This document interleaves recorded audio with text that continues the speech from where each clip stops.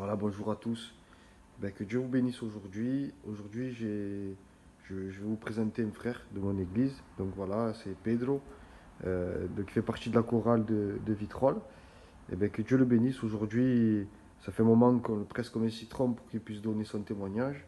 Et aujourd'hui, il va le donner pour la gloire de Dieu. Voilà, que Dieu vous bénisse. Que Dieu vous bénisse à tous. Je vais vous raconter ce que Dieu a fait pour moi. Bon, il n'a pas fait que ça, mais c'est une grande chose pour tout ce qu'il a fait. Moi, je ne suis pas issu d'une famille chrétienne du tout. Mon père, il croit en Dieu comme un gitan, et ma mère, elle est témoin de Jéhovah.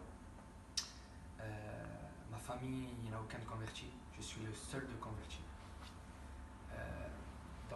C'est vrai que c'est pas facile, mais Dieu est là. Je vais raconter le miracle que Dieu a fait avec moi. À l'âge de mes 22 ans, il y a 4 ans et demi, 5 ans de ça, j'étais de fête avec mes cousins, parce que j'étais dans le monde, je n'étais pas converti. J'étais de fête avec mes cousins, et à 4 heures du matin, je rentre chez moi. Je vais pour me coucher, et tout d'un coup, j'ai une brûlure ici, du côté gauche là, qui me sort. Ça me piquait tellement, ça me brûlait tellement, que j'arrivais pas à me contenir. J'y vais, je passe le temps, ça me passe pas. Je me prends une douche, ça me passe pas. Bref, arrivé un moment de la fatigue, je m'endors. Le lendemain, je me réveille et j'avais le bras endormi du côté gauche. Du côté gauche, le bras endormi. Vous avez vu, quand on reste trop dans la même position, vous avez le bras endormi. Moi, j'avais ça. Et ça s'enlevait pas. Je trouvais ça bizarre. Le lendemain, ça passe pas, alors je vais aux urgences, à Martigues. Je vais aux urgences là-bas. Et le mec, il me regarde et me dit c'est les nerfs. Bon, il me donne un cachet. Et le lendemain, c'était carrément plus pire. C'était de la tête aux pieds. Je sentais plus rien, une porte, j'arrivais pas à l'ouvrir. À peine je me levais, je faisais des malaises. Et c'était franchement un truc de malade. Et je comprenais pas, donc ma mère m'amène à des autres urgences, à Marignane. Et le mec, le docteur, il a même pas voulu me toucher parce que c'était tellement bizarre ce que j'avais qu'il avait peur. Alors, qu'est-ce qu'ils ont fait? Ma mère et mon cousin m'ont mené direct à la Timone. À la Timone, ils ont commencé à me faire des IRM, des scanners, des ponction lombaires, plein d'examens. Et ils m'ont découvert une sclérose en plaques avancée. Une sclérose en plaques, c'est une maladie neurologique. J'avais des taches dans le cerveau et dans la moelle épinière comme des balles de ping-pong. Et ils grossissaient de plus en plus. En un an, j'ai fait 4 crises de sclérose en plaques, 4 poussées. Les médecins me condamnaient. Les médecins me condamnaient à rester comme un légume. Un matin, il vient le docteur et il me dit écoutez, monsieur, vous savez, quand vous avez 22 ans, 22 ans, c'est l'âge où c'est là où on explose. Et moi, en plus, je jouais pour le monde au piano, tout ça, donc j'étais en pleine gloire de ce monde, bien sûr. Et le médecin, il vient à 22 ans et il me dit en pleine figure écoutez, monsieur, on a fait vos examens, on a fait vos IRM, tout ça, et on a trouvé une sclérose en plaques avancée. Vous avez des taches dans le cerveau qui grossissent de plus en plus et dans la moelle épinière. Ça va vous toucher tous vos sens. L'ouïe, le goût, la vue. Vous allez rester comme un légume d'ici 5 à 10 ans. Et quand on vous dit ça, qu'il n'y a pas de solution, croyez qu'il y a le ciel qui vous tombe sur la tête. Bref, et passe le temps.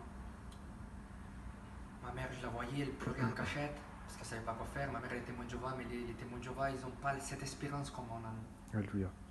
Et bref, et moi je savais que, comme tout le gitano, je sais qu'il y a le courton, je sais qu'il y avait des miracles.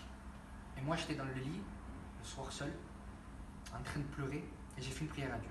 J'ai fait Seigneur, regarde, si tu existes vraiment, si toi tu es la vérité, si l'Alléluia c'est la vérité, guéris-moi. Je te promets que je te donnerai ma vie et que je jouerai pour toi au piano, je te servirai. Quelques mois après, tout commençait à s'enlever.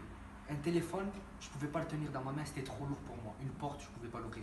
Je marchais, je devais prendre mon pied avec moi pour marcher. Et tout ça, ça s'enlevait. Et je repasse des examens à la Timone. Le docteur regarde, c'est pas normal. Allez passer un autre IRM à Martigues.